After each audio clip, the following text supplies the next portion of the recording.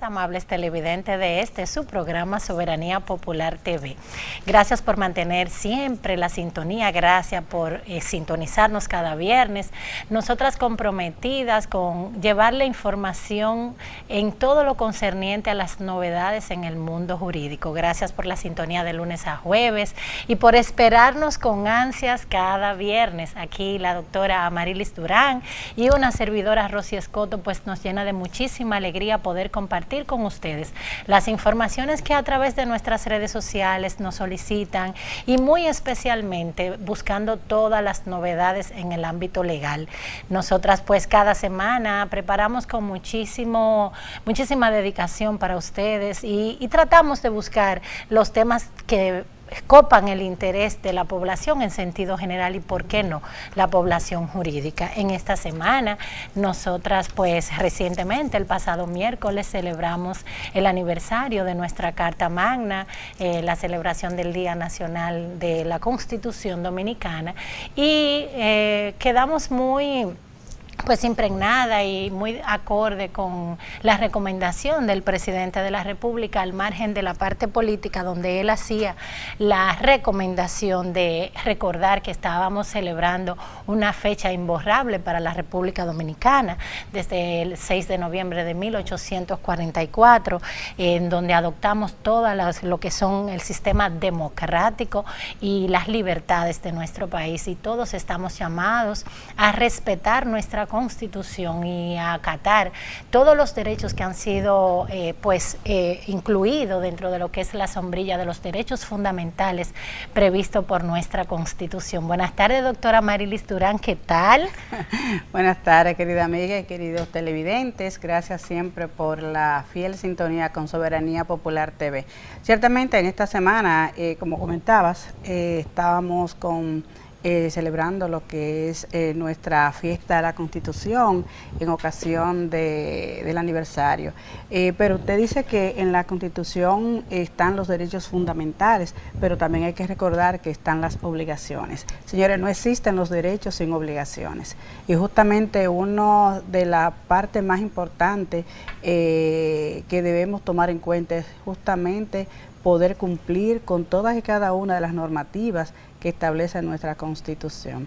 Y por otra parte, tuvimos en la semana prácticamente que termina, el fin de semana pasado, otro lamentable hecho que tiene que ver con un feminicidio. Señores, con las mismas características prácticamente que el caso que consternó no hace ya ni 3 meses del caso de la abogada Anabel, muerta en San Pedro de Macorís. En esta oportunidad, lamentablemente, se suma otra víctima, la señora Juana Salas, de San Pedro de Macorís, de mano de su pareja. También, Rosy, lamentable por demás, y que esto lleva a una profunda investigación, no para dejarlo en papeles, sino para desde ya, porque tiene características similares al caso de Anabel González. ¿Por qué?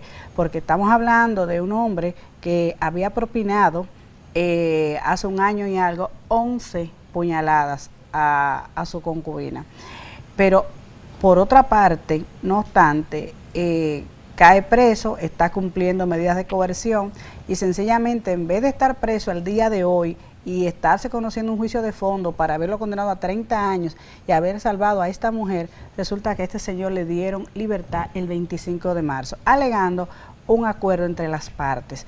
Parece ser que los acuerdos refrendan que la puedan matar, porque realmente llama poderosamente la atención que 2 casos en la misma comunidad, bajo las mismas autoridades, señores, bajo el mismo poder discrecional y sobre todo los mismos jueces, realmente llama la atención, y creo que el Procurador General de la República, más que una comisión, él debe integrar esa comisión y dar una respuesta a la sociedad, porque en realidad lo que está sucediendo en nuestro país en esta materia es avergonzante, señores. Es para preocuparse.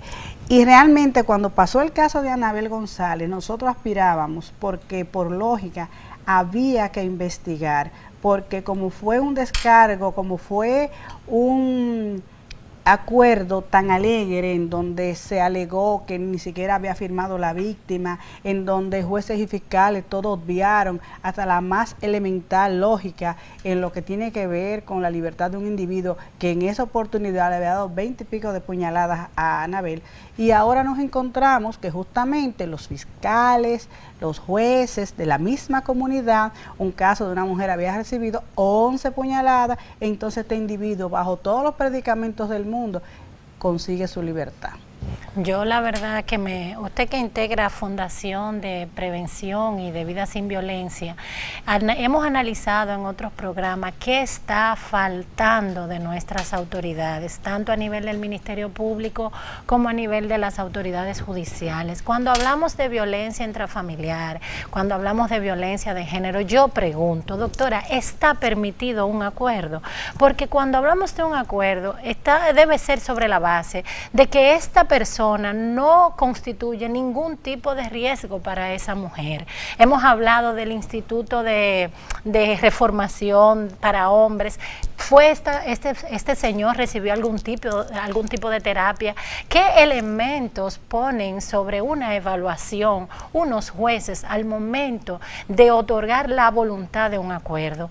Sabemos que las mujeres víctimas de violencia de género, por lo regular, la violencia que reciben no es exclusiva violencia física, estamos hablando de violencia económica. ¿Y qué estamos hablando frente a violencia económica? Que esto puede provocar las mismas situaciones económicas difíciles, con mucha dificultad que está manejando esta madre, por ejemplo, frente al padre que está recluido en una cárcel y donde éste simplemente le dice, bueno, vamos a llegar a un acuerdo para yo poder salir de aquí y yo poderte dar la manutención de nuestros hijos. Entonces, esos son los elementos a tomar en cuenta de manera radical, entender que no es posible acuerdo en materia de violencia de género, doctora, porque a la final, si nos ponemos a evaluar, fíjese cómo que culminan todos.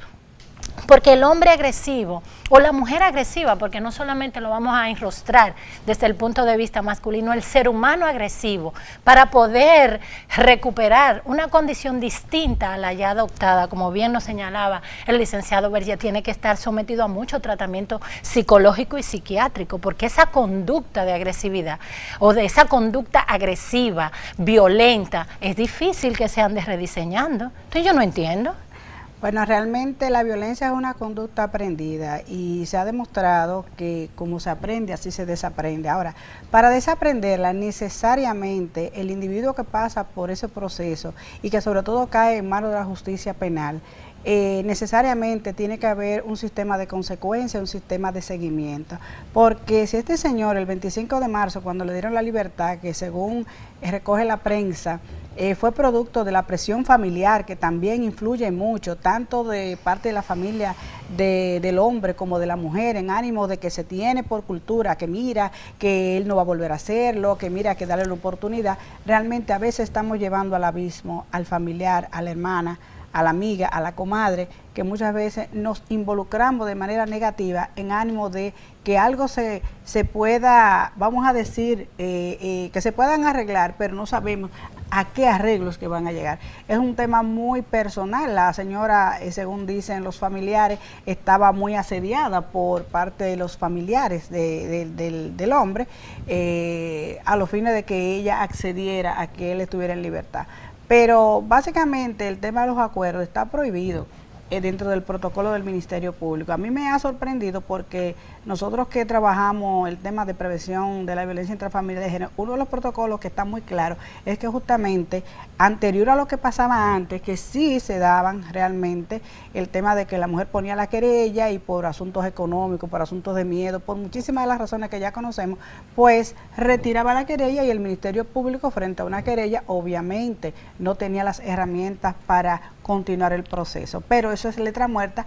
¿Por qué? Porque hace ya un tiempo que esa disposición realmente el Ministerio Público lo asume como tal, y aún y a pesar de que la víctima pueda retractarse, aún y a pesar de que pueda desistir, el Ministerio Público debe seguir hasta el final con el proceso, hasta que sea un juez en un juicio de fondo que determine la realidad o no que dio origen a los hechos de esa querella, de esa denuncia. Entonces, partiendo de esa premisa, sencillamente, parece ser que los protocolos a nivel del interior son diferentes tal vez a los del distrito, porque aquí en el distrito no se da tanto, no decimos que no se dé realmente, porque no manejamos esas estadísticas, pero yo considero que San Pedro de Macorís debe ser una provincia que debe ser intervenida.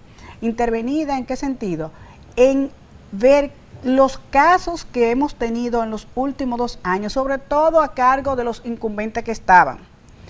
Segundo, ¿cuál es el estatus de cada uno de esos expedientes? ¿Qué manejo ha obrado? ¿Cuántas personas, cuántos victimarios han salido a la calle? ¿Cuál es el proceso de seguimiento al cumplimiento que sustenta la orden de libertad?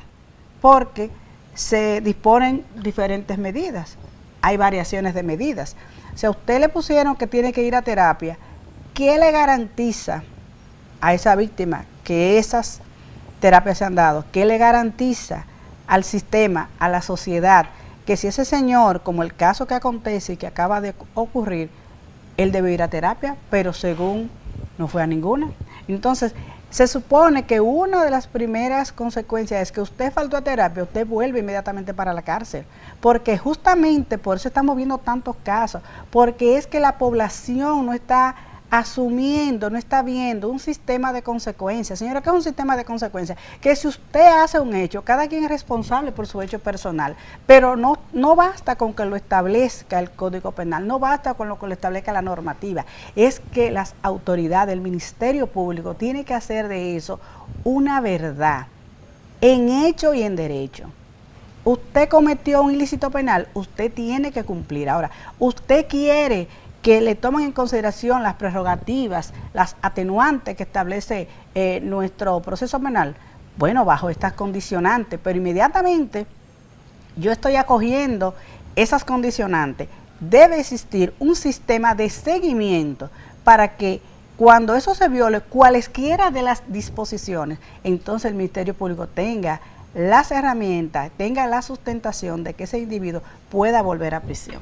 Es así, doctora, y hay una parte muy importante y es nosotros como sociedad que estamos llamados a todos a convertirnos en celosos vigilantes de que nuestras mujeres no continúen sumándose en estadísticas espantosas.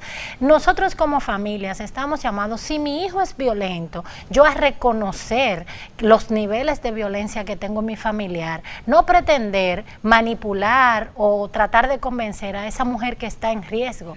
El amor por nuestros hijos, por nuestros hermanos, por nuestros familiares no nos puede llevar a cegarnos y hacernos de la vista gorda de que solamente tengo un problema y es que mi hijo está preso o es que mi familiar está preso. Óiganme, todos estamos llamados a velar por la seguridad de nuestras mujeres, porque ¿hasta dónde es que vamos a llegar? ¿Hasta dónde es que vamos a llegar? Y comparto al 100% de que la provincia de San Pedro de Macorís tiene que ser intervenida por nuestras autoridades, porque es penoso que con tan poco tiempo de diferencia se repita un hecho con las mismas condiciones, o sea, un acuerdo que ahorita sale que ni siquiera lo firmó la pobre víctima. O sea, por favor, ¿qué es lo que está pasando en la República Dominicana como sociedad? Damos vergüenza. Una vez tuve a un amigo que visitó Haití y me dijo que le dio muchísima vergüenza cuando le preguntaba a un haitiano que qué es lo que pasa en la República Dominicana, que los hombres matan a sus mujeres. Él dice, yo no encontré ni siquiera respuesta que darle, porque se supone que a nivel de educación nosotros estemos mucho más adelantados y avanzados que los haitianos en sentido general. Sin embargo, fue cuestionado, ¿qué pasa en la República Dominicana que los hombres matan a sus mujeres? Bueno, realmente el sistema debe revisarse.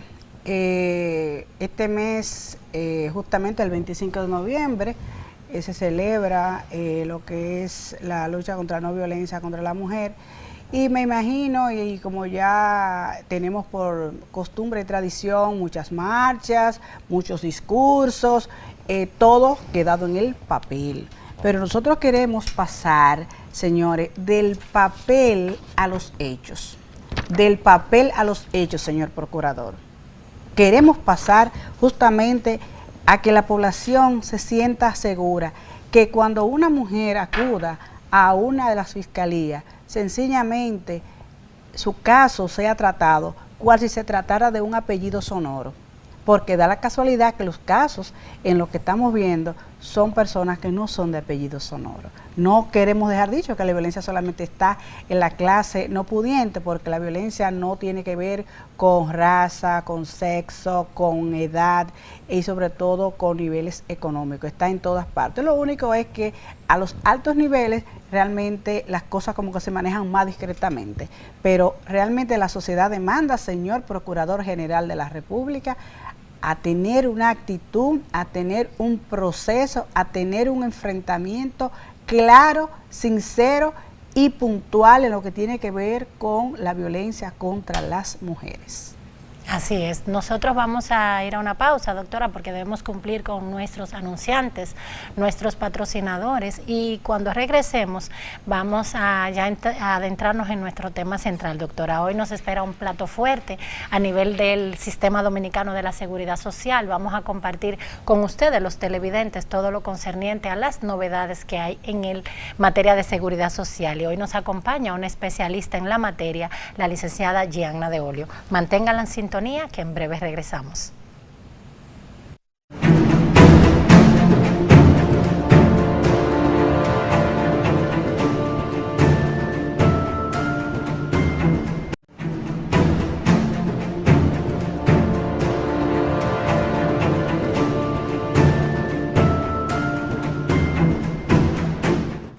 Gracias por mantener la sintonía, amigos televidentes.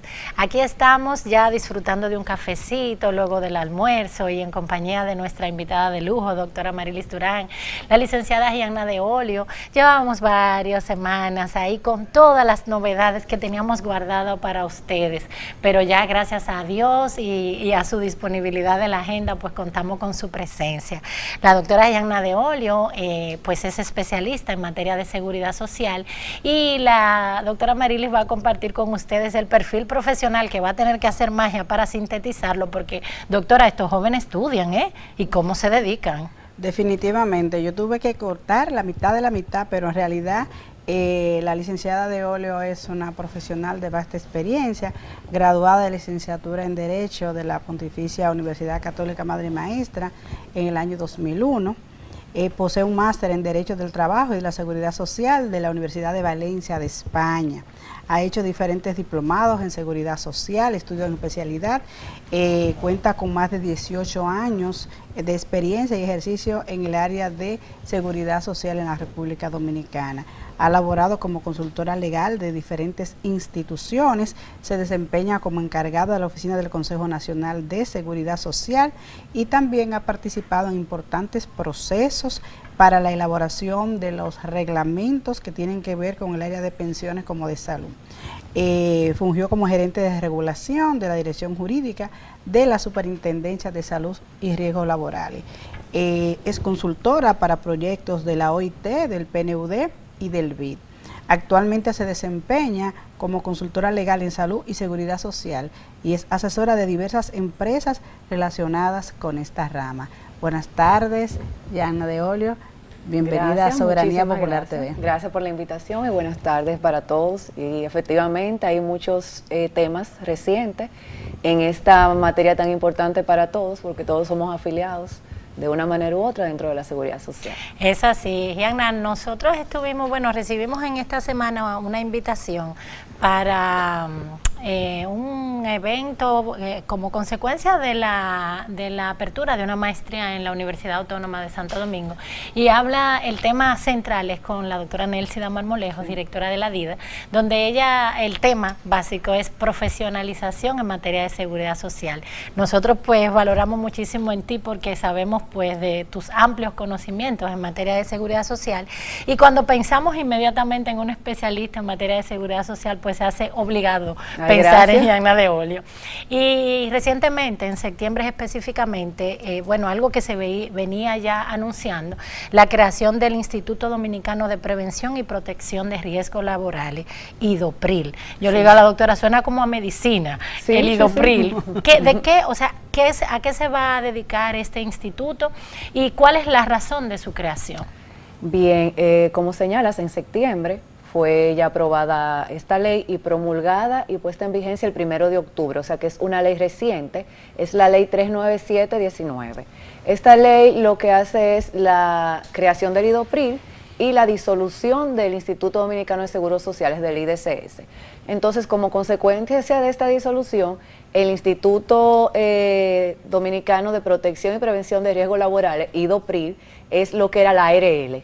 Recuerdas que la ARL, que es la administradora de riesgos laborales, formaba parte del IDCS. Entonces, al ser disuelto, se constituye el IDOPRIL como una nueva entidad con personalidad jurídica, patrimonio propio, adscrita al Ministerio de Trabajo, que va a tener a su cargo la administración del seguro de riesgos laborales. Lo mismo que hacía la ARL, lo único que cambió el nombre, cambió la conformación, tiene personalidad jurídica y se incluyeron, es bueno también señalar, algunos beneficios dentro de lo que es el seguro de riesgos laborales para los afiliados. Por ejemplo, se incluyó la prestación de gastos fúnebres con un tope de hasta 10 salarios que no estaba incluida.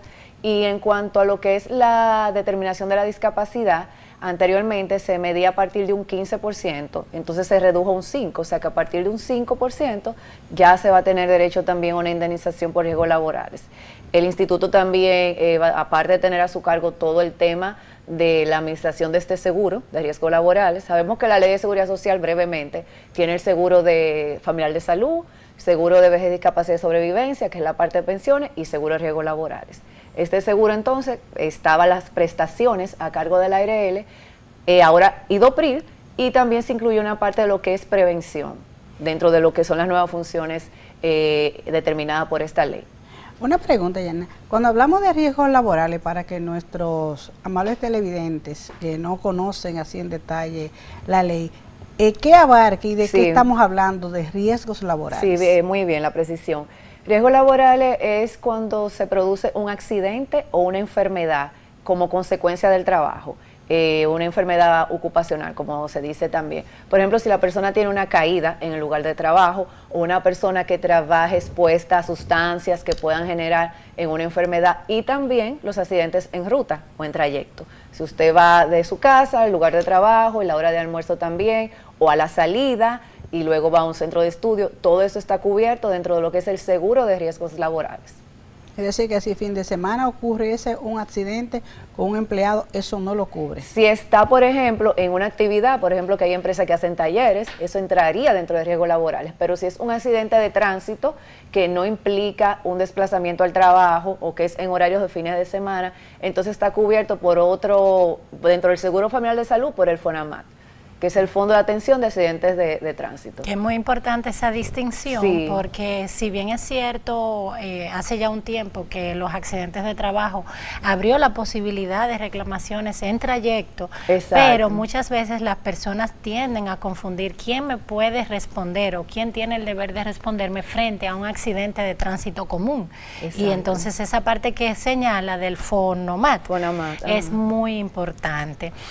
Cuando hablamos de que entonces ya el IDOPRIL absorbe totalmente la ARL, y ahora vamos a hablar que de hecho debemos resaltar que la ARL es uno de los renglones de la seguridad social que mejor se maneja, desde mi humilde opinión, porque sabemos, por ejemplo, que cuando un trabajador tiene una enfermedad como consecuencia del trabajo, pues la ARL hace unas acciones maravillosas. Ahora el IDOPRIL, que tiene una distinción, ya absorbe todo lo que es el IDSS, va a responderle frente a ese tipo de situaciones, sí, fruto del contrato de trabajo. El IDOPRIL va a manejar lo que es seguro de riesgos laborales. Recuerda que el IDSS también tenía ARS, que es importante saber qué va a pasar con eso, y también tenía lo que es las pensiones por la ley 1896, que es importante también que se sepa cómo se va a manejar ahora. La parte de salud, de la ARS Salud Segura, van a pasar todos estos afiliados a SENASA, a la ARS SENASA. Todos los que son empleados públicos tienen que permanecer ahí. Los empleados privados van a tener un plazo de 3 meses para poder traspasarse. Si no lo hacen, luego pueden hacer los traspasos normales con el periodo de 12 meses. Entonces, todos los que son públicos, porque tú sabes que la ley de seguridad social dice que los empleados públicos deben ir a SENASA. Y ya está también una sentencia de la Suprema que también lo ratifica. Entonces, en cuanto a salud, ARS Salud Segura, todos los afiliados pasan a SENASA. Los públicos se quedan de manera permanente y los privados, el que se quiera quedar, se puede quedar obviamente en SENASA. El que no va a tener un plazo de 3 meses para cambiarse, luego el plazo normal de los 12 meses. Eso en cuanto a salud. En cuanto a la ley 1896, que tú sabes que mucha gente que aportó a este sistema, que eran, empleados privados, que sus empresas cotizaban, que recuerdas que le llamaban la Caja del Seguro, también a la IDCS. Entonces, la ley respeta los derechos adquiridos. Y todas las pensiones en trámites o que no han sido solicitadas, van a poder solicitarse en la Dirección General de Pensiones y Jubilaciones del Estado, que es en el Ministerio de Hacienda. O sea, esto pasó ahora al Ministerio de Hacienda. Ya saben, los que tengan pensiones en trámites o que no han hecho la solicitud, esto se respeta y será bajo la Dirección de Pensiones del Ministerio de Hacienda. Las estancias infantiles, otro cambio también, que se encontraba dentro de lo que es el IDCS, pasaron ahora al INAIPI. También eso lo contempla esta ley.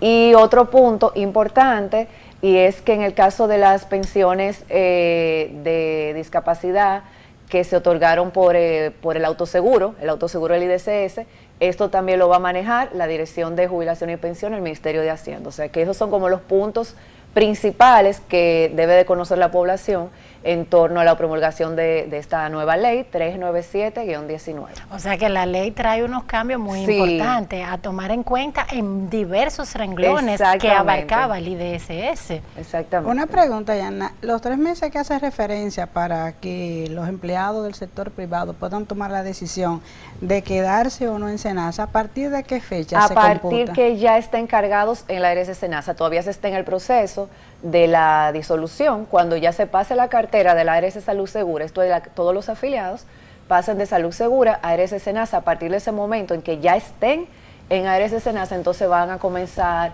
el plazo de los 3 meses.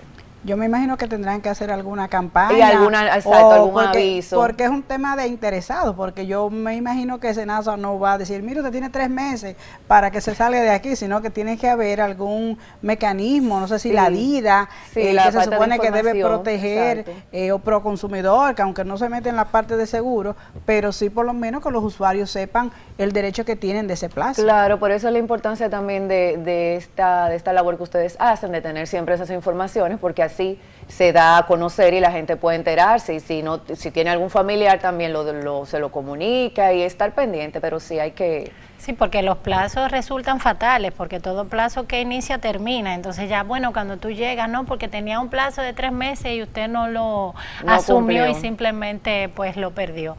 La verdad es que el sistema dominicano de seguridad social, si bien es cierto que tiene sombras, nosotros siempre hemos resaltado que contamos con más luces, que verdaderamente sombra, independientemente de que amerita la ley 87-01 una modificación por algunos baches que la misma tiene. Yo pienso que a nivel de resoluciones y decisiones del Consejo se ha ido como acoplando y en beneficio siempre de lo que son los usuarios. Evidentemente no todo es color de rosa, pero me parece que esta ley 397-19 trae muchas informaciones y decisiones oportunas, porque de hecho ha mejorado, incluso por ejemplo cuando habla hasta al inicio del 15% y que ahora es reducido a un 5%. Y de la nueva prestación que se agregó también, O sea que es bastante interesante. Tenemos también, Gianna, en materia de seguridad social, que lo hemos estado viendo mucho en las redes y programas, de la devolución de las pensiones de sobrevivencia por muerte de un familiar. Háblanos así a grosso modo, cómo las personas pueden tener en su beneficio esos valores. Bien, mira, que como señalaba al inicio, dentro del sistema de seguridad social tenemos riesgos laborales, salud, y el seguro de vejez, discapacidad y sobrevivencia, que es el que maneja la parte de las pensiones. Dentro de la discapacidad y sobrevivencia tenemos esta prestación de pensión por sobrevivencia, que les corresponde a los familiares de los afiliados fallecidos que fallezcan con menos de 65 años. Esa es una condición, y que al momento del fallecimiento se encuentren al día, o sea que su empleador esté pagando a la tesorería, se encuentren activos en el sistema dominicano de seguridad social. Si la persona fallece con más de 65 años o no se encuentra al día, o hay otra condición que es un plazo, o sea, hay un plazo de 7 años para que estos familiares puedan solicitar la pensión. Si no se cumplen estas condiciones, entonces por eso es que ha salido el tema de que se pierde el derecho a la pensión. O sea, no tendrían el derecho a la pensión, pero sí se va a tener el derecho a la devolución de lo que esté en la cuenta de la CCI, que es la cuenta de capitalización individual de ese trabajador. Eso se va a hacer un proceso como una sucesión, se sigue las reglas de la sucesión, que es determinación de heredero y todo eso, y eso no prescribe, o sea, eso pueden ir en 9, 8, 10, porque el plazo es el de la pensión de sobrevivencia, y son cosas diferentes. ¿Por qué? Porque para la pensión de sobrevivencia se aplica el 1% de los descuentos para pagar este seguro. Y lo que está en la AFP es lo que viene del descuento que se nos hace para el seguro de vejez, discapacidad y sobrevivencia, o sea que son aportes diferentes. Es como cuando tú pagas, se maneja como un seguro de vida. Entonces se paga del 1% todos los meses, al momento del fallecimiento, si tiene menos de 65 años, si la persona estaba activa, también dentro del sistema, y si no ha vencido el plazo de los 7 años, que ojo, primero eran 2 años, y se aumentó a 7 años, entonces se le otorga la pensión. ¿Qué pasa si no hay derecho a la pensión por estos puntos que señalamos? Entonces aplica la devolución.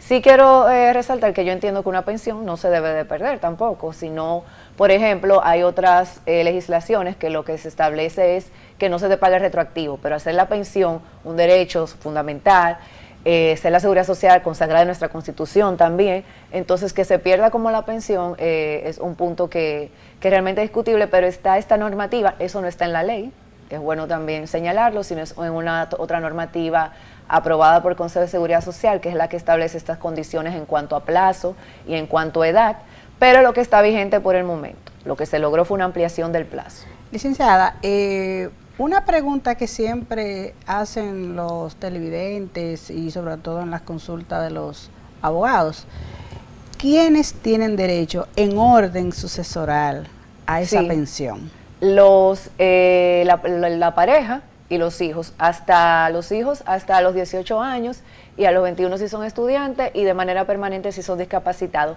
En el caso de la pareja hay una distinción que si es menor de 55 años, solo va a tener 5 años de pensión. Si es mayor, entonces sí va a tener una pensión vitalicia. Esos serían los beneficiarios y el monto de la pensión va a ser el promedio de los últimos 12 meses de salario de la persona. O sea que esposo, por favor, permita que yo cumpla más de 55 años para morirse, ¿verdad? Para yo poder tener derecho. Esos serían los beneficiarios. Exacto, y otra cosa importante también aquí es que no hay redistribución de aporte. Por ejemplo, en este caso, que es lamentable también, porque por ejemplo, en caso de una persona que quede viuda de 40 o 45, con niño pequeño, cada uno le dan el 50. Cuando la persona pasa en los 5 años, le quitan sus 50, pero esto no pasa a la pensión de los hijos, ya se queda con el 50%. O sea, no hay una redistribución de aporte tampoco. Sí se hace un pago retroactivo al momento del fallecimiento, que era lo que señalaba, que muchos países no te eliminan el derecho a pensión si no vas en el plazo, pero sí es retroactivo. Pero siempre, por ejemplo, va en los 5, 6, 7 años, bueno, y tiene su pensión al momento que la solicitó y se elimina el retroactivo. Ok, una pregunta, al momento del deceso, si la persona está casada, pero los hijos que tienen no son los común con la pareja actual al momento de fallecer, ¿qué pasa con la pensión? La pensión, o sea, si está casada, se divide, claro, la parte que le corresponde a la esposa y la otra parte que corresponde a los hijos. Ok. Sí, sería así. Tienen esa sí, parte. Se puede hacer. Algo que también se quejan muchos usuarios es la dificultad en la documentación, porque lo primero es saber cuánto dejó, porque muchas veces las personas dejan de trabajar, pero queda ese dinero ahí y ni siquiera lo reclaman. Entonces, cuando van a las empresas encargadas de la entrega de estos aportes, le entregan un formulario con un listado de requisitos, pero realmente cuando uno lo lee como abogado, dice, bueno, es fácil, acto de notoriedad, acto de función, acta de nacimiento de los hijos, pero hay una rigurosidad tan fuerte que hasta para los propios abogados realmente muchas veces lo ponen ahí 4 y 5 veces, porque tiene que ser exactamente exacto como ellos dicen. Sí, tanto por ejemplo la parte del poder tiene que ser el modelo que ellos tienen, Entre los documentos están las actas de nacimiento, las actas de matrimonio, el acta de defunción, el acta policial si fue un accidente, el acto de notoriedad, como usted dice. Luego hay que, si es una devolución, hay que hacer la parte del pago de los impuestos y llevar el pliego también. Y efectivamente hay muchos casos en que el fondo no es tan grande. Por ejemplo, tuve una señora que el fondo que dejó el esposo era 32,000 pesos, porque era una persona que trabajaba de manera intermitente, o sea, no tenía una continuidad. Entonces, para ella sacar los 32,000 pesos, tenía que gastar alrededor de 10,000 pesos porque tenía 7 hijos. Entonces, entre el acta de nacimiento de todos los hijos, incluso hay declaración de soltería que te piden también, de los mayores de 18 y todo eso, se le iba mucho dinero y al final, y eso sin contar con la gestión, o sea, es solamente en documentación. Por eso es que se habla de un poco flexibilizar estos requisitos en caso de montos que no sean tan relevantes, porque para una persona invertir 10,000 pesos para sacar 32, ¿qué va a pasar? Entonces, no, y son personas de bajos recursos, no pudo hacerlo en ese caso, y son documentaciones que por la resolución de la superintendencia 1402 sobre los beneficios del sistema son requeridas. Entonces, ahí ese es uno de los obstáculos también de por qué está todavía esa cantidad que ha salido en la prensa de fondos que no han sido reclamados por los familiares, pues muchas veces por ese tema de todos los documentos, todo el trámite y todo el proceso. Pero yo entiendo que, de hecho, estamos trabajando en un proyecto de gestionar y asistir a las personas, tanto en devolución como solicitud de pensión de sobrevivencia, porque realmente es un aporte que está ahí, y yo entiendo que las propias entidades deberían de querer que eso se saque, porque eso sería un tema, tú tener un dinero que es de pertenecer a una familia, en todo caso. Entonces, es importante que el primero, que es lo que usted decía, mucha gente no sabe que tienen el derecho, que existe el derecho a la pensión. Eso es lo primero. Si no califica por alguna de las razones que hemos mencionado, pues tiene que hacer la devolución, o sea, gestionar la devolución de esa cuenta. ¿Y dónde debe acudir las personas para fines de la devolución cuando, por ejemplo, no califica para la pensión de sobrevivencia? Es igual en la misma AFP, en la administradora de fondos de pensiones, donde estaba el trabajador fallecido. Entonces ahí le explican, o sea, le hacen la evaluación de si califica para pensión o no, y si no aplica para pensión, entonces va al proceso de devolución, pero es en la AFP. Hay un listado que salió publicado por la DIDA, donde están las personas al momento que tienen esos montos pendientes sin reclamar. Eso es muy importante porque por lo regular no somos tan comunicativos, y de estarle informando cuál es la AFP en la que estoy, y mis correos me llegan a mí mensualmente, y de momento la vida nos sorprende con la muerte. Entonces las personas que tienen el derecho a suceder esta pensión, ya sea en devoluciones o porque la pensión le corresponda, ni siquiera saben a dónde dirigirse. Y yo pienso que parte de la campaña que a veces pues de manera oportuna realiza la DIDA, pero que le falta información, una campaña de mayores informaciones a la población. Mira, pueden acceder también en la página de la CIPEN con el número de cédula, y ahí te aparece, no te aparece el monto, porque esa es una información confidencial. Claro, si ya el beneficiario va, se lo dicen, pero para saber en qué AFP estaba esa persona, en la página de la Superintendencia de Pensiones con la cédula te aparece. Muy bien, qué bien. Y en este caso, para recibir la información, porque si estamos hablando de un ciudadano que ha fallecido, yo voy con el dato a esa AFP, pero sí, ¿qué me exige la AFP para darme la información de qué monto? Tiene que llevar el acta de matrimonio, exacto, o el acta de nacimiento si va un hijo, y se lo otorgan. Y le otorgan la información. Le dicen el monto. Entonces lo importante es tratar de, como les decía, de que puedan hacer el proceso también. Ok, ¿estos valores que van a recibir los familiares están sujetos al pago de impuestos sucesorales? Sí, o sea, hay que hacer la determinación de heredero y hay que pagar, sí.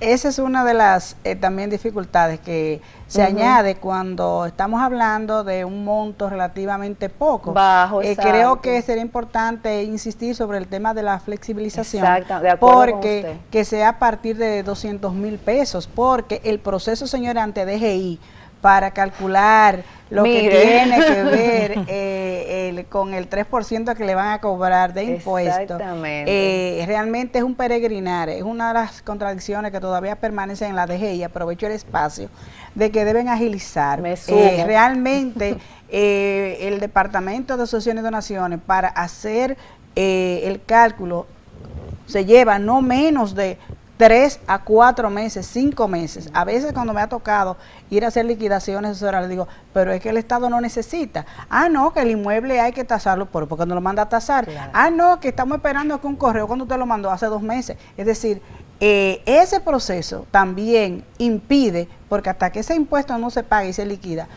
la AFP no puede tampoco darle curso. Sí precisar que la pensión no. La pensión no lleva pago de impuestos, pero la devolución sí, porque es un patrimonio, o sea, es un activo, entonces sí entra dentro de lo que es la parte sucesoral y sujeto al pago de impuestos. Y me sumo a lo que usted señala, es realmente un tema realizar esa parte ahí en la DGI.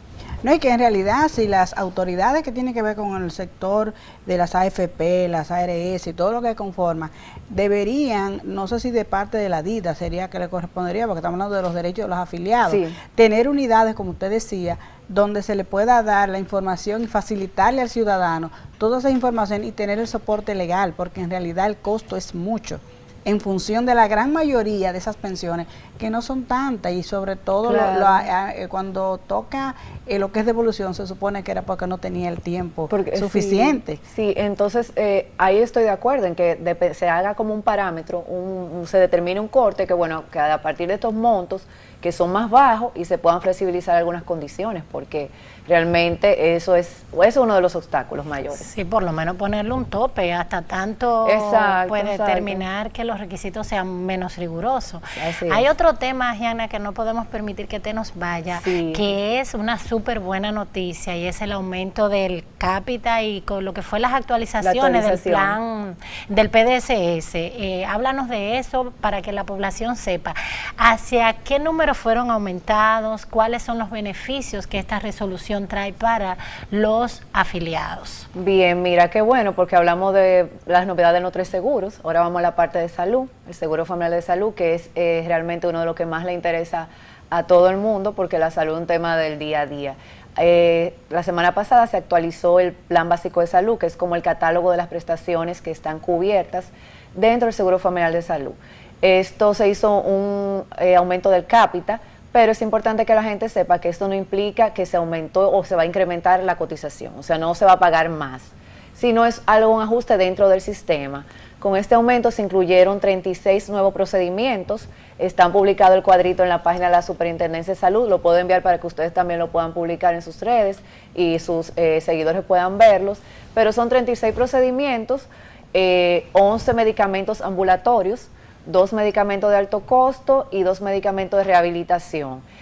También se incluyó la cobertura de sillas de ruedas, hasta un tope de 25,000 pesos, tanto para enfermedad común como para accidentes de tránsito. Eso es también muy importante, silla de ruedas y coches especializados para niños que tengan algún tipo de discapacidad. Esto se incluyó dentro del nuevo de la actualización. Sí, hay que precisar, y es que los que tenemos dependientes adicionales, sí van a aumentarle el aporte, o sea, como se paga el cápita directo, van a pagar ahora un aumento a partir de noviembre, para cuando vean ese aumento sepan de dónde salió, y se va a pagar ahora 1.167, antes eran 1.032, o sea, los que tienen dependiente directo. Para que la población nos entienda, los dependientes directos de quién estamos hablando. Serían los padres y los suegros, que también pueden ser incluidos. Entonces, ¿están incluidos en el seguro? Sí, porque el núcleo directo sería los hijos y el esposo o la esposa. Los dependientes adicionales, entonces serían los padres o los suegros, que tenemos que pagar, no están incluidos dentro de nuestro descuento, sino que pagamos el costo del per cápita, pero están dentro del seguro y con todos los beneficios del Seguro Familiar de Salud, como la no discriminación por edad, que es muy importante, ni la preexistencia también, o sea que por eso es recomendable incluir a estos dependientes dentro del Seguro Familiar de Salud, aunque se pague el costo de cápita. O sea que a partir de noviembre van a comenzar a ver un aumento, no piensen que el empleador le quiere cobrar de más, sino que se trata por eso hay que mencionarlo. Y en cuanto a los beneficios, como te decía, la parte de 36 procedimientos, 11 medicamentos ambulatorios y 2 de alto costo.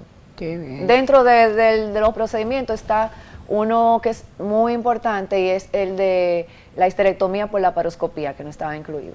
O sea que esa es realmente una buena noticia, esa parte, la parte de las sillas de ruedas. Lo de la diálisis con también es un medicamento de diálisis que me parece que tenía un costo bastante elevado. Ese está como dentro de lo de alto costo. que mencionamos. Esa resolución entró en vigencia ya a partir del 1 de noviembre en cuanto a los beneficios y en cuanto también al pago adicional que tienen que hacer los afiliados con dependientes adicionales. Licenciada de Olio, ¿cuáles son los retos que nos faltan para tener una seguridad social como República Dominicana se merece? Bueno, lo primero es en la parte de salud. Yo entiendo que se debe ya poner en funcionamiento la estrategia de la atención primaria. La atención primaria es la puerta de entrada de todo sistema de seguridad social.